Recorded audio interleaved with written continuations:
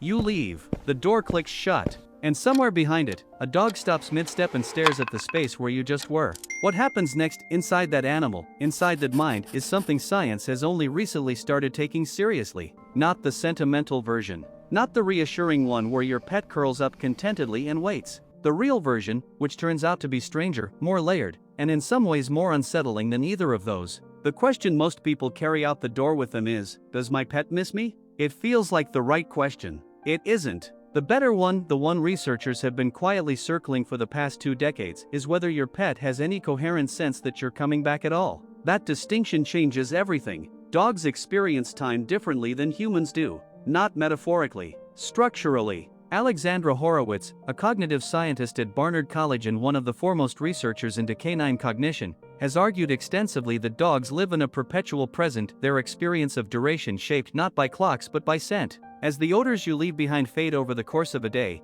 your dog may actually be tracking your absence through olfactory decay. Your smell at 8 a.m. is stronger than your smell at noon. By 4 p.m., the house smells less like you. This isn't metaphor, it's chemistry. And for an animal whose primary map of the world is built in smell, that fading could function as something like a countdown. Whether that constitutes anticipation is debated, but it suggests the dog isn't simply waiting in a vacuum. It's reading information from an environment that is slowly changing around it. What it does with that information varies wildly by individual, by breed, and by what researchers have found to be one of the most overlooked variables in animal cognition: attachment style. In 1998, Joseph Topol and colleagues at the Hungarian Academy of Sciences conducted a series of experiments applying human attachment theory, the framework developed by John Bowlby to describe infant-caregiver bonding, directly to dogs. They ran a modified version of the strange situation protocol, originally designed to test how human infants respond to brief separations from their mothers. Dogs were separated briefly from their owners in an unfamiliar room, then reunited.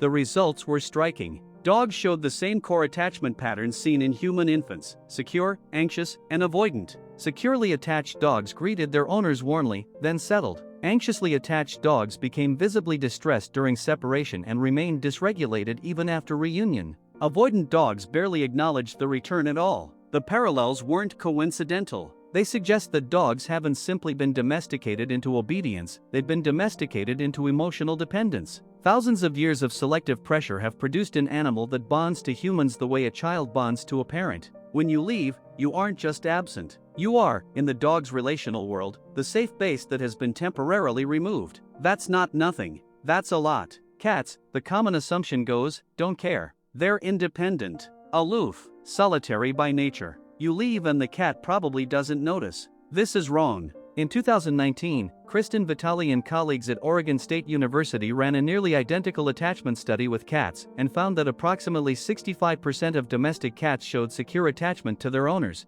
a figure nearly identical to human infants and dogs. Cats in the anxious attachment category became more distressed during separation, not less. Their behavior after reunion was classically ambivalent, approaching, then retreating, seeking contact, then pulling away. The same push-pull seen in anxiously attached humans.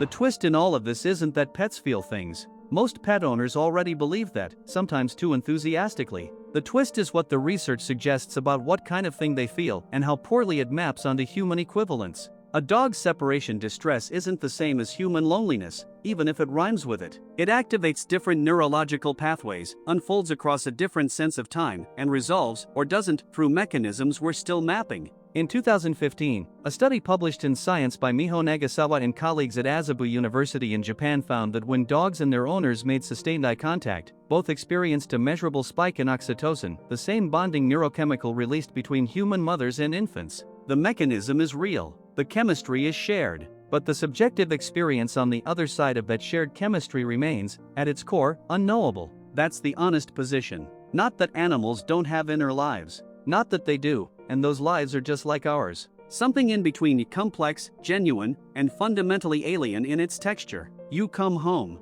The door opens. And whatever has been happening inside that animal, the scent clock ticking down, the attachment system quietly dysregulated, the calling out into an empty apartment, it reorganizes in an instant around your return. What that moment feels like from the inside of a dog or a cat or a parrot is something we will likely never fully access. Language closes the gap between humans. It can't close this one. We can measure the oxytocin. We can map the attachment patterns. We can watch the behavior shift in the moment of reunion and make reasonable inferences about what it reflects. But the inner weather of another mind, the specific quality of what it is to be that animal, alone in that room, waiting for something it can't name to return, sits just beyond the edge of what science can reach, and probably always will. Every time you leave, you are briefly becoming a concept in another creature's mind, a presence made of scent and sound and the particular weight of your attention, held together by whatever it is animals use instead of memory. And every time you return, that concept resolves back into something real. The fact that they can't tell you what it was like doesn't mean it wasn't something.